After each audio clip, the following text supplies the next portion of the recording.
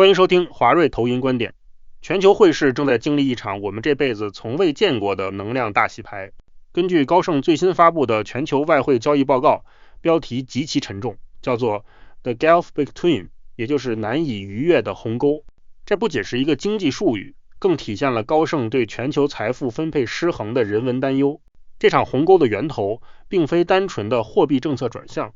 而是来自于日益扩张且难以平息的地缘政治冲突，以及随之而来的能源供应链大断裂。高盛在报告中给出了一个令人震撼的数据，随着冲突时间不断拉长，全球原油产量至今已经损失了将近10亿桶。请各位试着想象，这10亿桶原油的蒸发意味着什么？这不只是一个天文数字，它正在外汇市场制造一场断层式的崩塌，让过去几十年我们熟悉的低通膨、低波动汇率运作逻辑彻底失效。对于这场危机，华瑞认为，在数位化转型与能源转型高度交织的今天，能源缺口本质上是全球供应链系统韧性的崩溃。这场能源缺口不仅仅是供应链的危机，更是一场全球财富权力结构的暴力重组。现在的市场逻辑极其残酷，能源出口国与进口国之间正在划开一条生与死的界限。这不再只是短期的价格震荡，而是一场关乎国运的结构性分化。当高盛的商品团队将能源供应恢复正常的时间线无限期推迟，这意味着全球经济正在进入一个高通膨慢复苏的长期震荡区，而外汇市场就是这场震荡的第一战场。我们首先来剖析美元的大环境。高盛洞察认为，美元正处于一个极度分裂的奇特状态。虽然美元指数整体维持强势，但这种强势变得非常挑剔。市场不再像过去那样无差别地涌向美元避险，因为连美元内部都在发生分化。目前在汇市中能站稳脚跟的赢家必须具备3种特质：拥有强劲周期性增长的经济硬实力，足以抵御通膨的利差交易吸引力，以及最关键的丰富的能源出口储备。高盛在报告中明确点出，像是巴西里亚尔、加币和澳币，尽管这些国家的央行最近因为国内经济因素释放出一些偏向鸽派的讯号，但由于他们具备能源出口的天然护城河，在全球能源荒的背景下，这些货币就像是自带避风港。即使当全球股市情绪转坏，科技股大跌时，这些货币依然能靠着强大的贸易条件改善，抵消市场下行的冲击。这就是为什么澳币即使在风险情绪低迷时，表现依然比其他商品货币更坚挺的原因。华瑞认为，在这种极端的外部冲击下，企业与国家的数位化韧性将决定其承受汇率波动的上限，能源管理能力将直接转化为汇率的稳定性。高盛报告中将台币、日元、印度努比、印尼盾或是菲律宾披索货币列为能源密集型进口国。这类国家的经济结构高度依赖外来能源投入来支撑制造业与民生需求。当原油缺口累积到10亿桶时，这些国家的输入型通膨将会失控，生产成本会呈现指数级跳升。在油价维持高位且复苏遥遥无期的预期下，这些国家的贸易条件正在急剧恶化。这也完美解释了为什么近期台币与多数亚币的贬值压力如影随形，即使各国央行试图护盘，也显得心有余而力不足。这不仅仅是与美国利差的问题，更是整体经济竞争力被高昂能源成本活活拖垮的现状。特别是大家最关注的日元，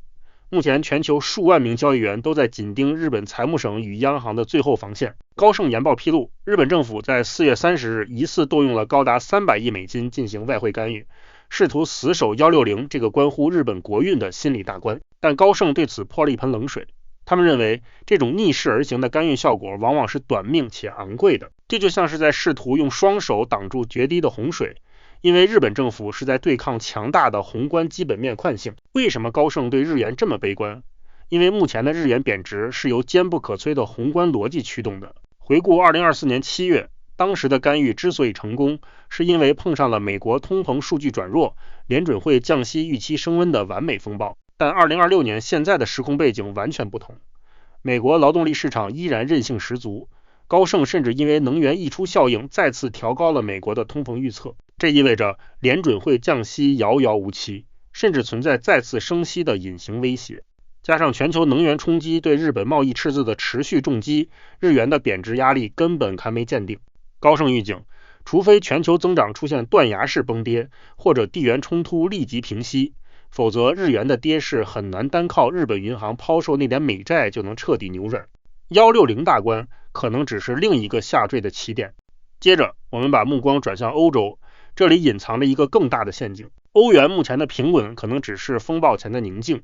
高盛在报告中提醒了一个市场长期忽视的灰犀牛风险，化学产业的崩溃。这是一个极度依赖稳定且低廉能源供应的制造业命脉。高盛的化工分析师指出，这次冲突对化工产业链的冲击远超2022年的那场危机。欧洲多个核心工业区的化学品生产正面临大规模停产的风险。一旦化学业这根支柱倒下，引发的连锁反应将导致整个下游汽车、电子与医药行业的需求萎缩。对于制造业的危机，华瑞认为供应链的稳定性必须建立在数位化调控与多元化能源来源之上，单纯依靠现货市场必然面临风险。这就是为什么高盛倾向于认为欧元在长期仍有显著下行压力的主因，投资人绝对不能掉以轻心。但在欧洲的一片愁云惨雾中，高盛却意外地给出了一个惊喜，那就是倾向看好匈牙利福林，这背后是一个政治与经济共振的精彩逻辑。随着匈牙利政局出现变化，后任总理马扎尔与欧盟领导人的会面释放出极其积极的破冰讯号，原本被冻结的数百亿欧盟资金将会迅速且全面地恢复供应，这对于匈牙利这个小型开放经济体来说是核弹级的利多。高盛预计福林在未来12个月还有至少 3% 到 9% 的升值空间，目标价直指345。在欧元区普遍疲软的背景下，福林无疑是一个具备转机题材的优质战略点位。而对于追求极致报酬、具备高风险承受能力的资深资产配置者，黑马究竟在哪里？高盛这次在前沿市场大胆提出了一个资产重组战略，这深刻反映了在通膨时代他们对高利差回报的战略布局。高盛倾向于减少加纳赛地的暴露，理由是其波动性增加且流动性缓冲不足。相悖的，他们的布局重点更倾向于构建一个高利差三剑客组合，这个组合包含尼日利亚奈拉、哈萨克坚戈以及土耳其里拉。这个组合的运作逻辑非常硬核。尼日利亚和哈萨克是纯粹的能源出口受益者，他们直接将高油价转化为国家的外汇存底，这在能源分化的时代就是最好的保证。而土耳其里拉虽然面临通膨压力，但其利差水平高得惊人。在土耳其目前回归传统货币政策、实施严格紧缩管理的背景下，战略权重分配带来的名义利差收益足以覆盖甚至超越汇率贬值的风险。根据高盛测算，这个等权重组合的12个月名义收益高达 21%。 华瑞认为，在这种全球金融波动加剧的环境下，构建基于刚性需求的价值组合是实现长期资产保护的关键。这种稳定的现金流回报对于投资人来说简直就是一台利差影印机。最后我们回到南半球，澳币与纽币的争霸战也进入了白热化阶段。虽然澳洲最近的通膨数据稍微放缓，让市场猜测澳联准会可能不再那么鹰派，但高盛认为这完全不改澳币强于纽币的长期格局。澳币具备金属与能源的双重抗通膨属性，在全球经济好转时它是领头羊，在风险情形恶化时它又有强大的贸易条件作为缓冲垫。反观纽西兰作为能源净进口国，在能源危机中显得极其脆弱。高盛预测，澳币对纽币的强势将会跨越整个2026年。对于投资人来说，这是一个极具结构性的跨品种套利机会，适合寻求稳健收益的投资人重点布防。华瑞认为，高盛这份外汇深度报告传递了一个核心警讯，当全球原油出现10亿桶的供应缺口时，